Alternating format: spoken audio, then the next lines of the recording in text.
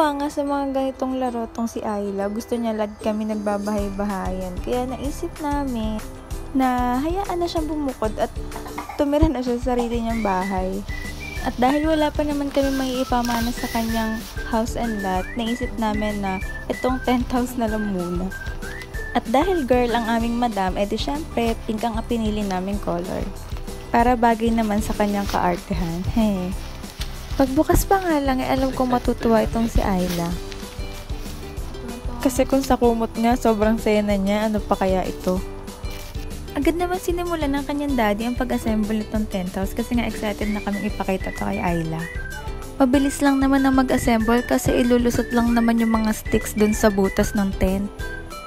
Pagkatapos mailusot, ibubuhol mo na lang yung ribbon dun sa taas para mag-lock siya. At ayan na, buo na. Tatawagin ko na si Ayla. Ayla!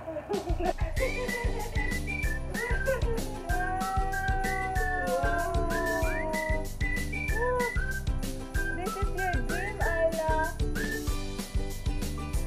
Go inside. Wow.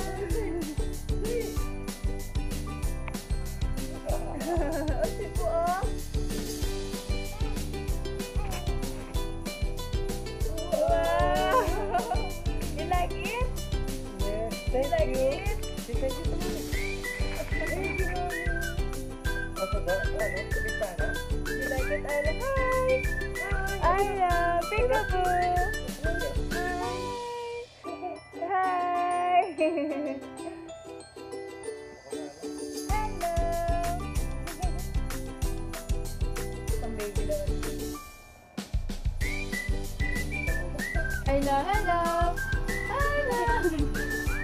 Where are you, Ayla? Knock knock. Open! Can you open? Hi!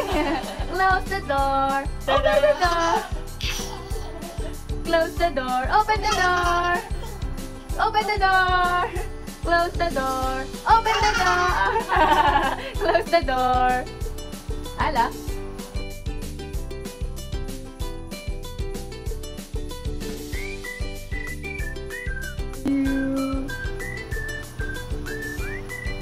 Ayun na ako!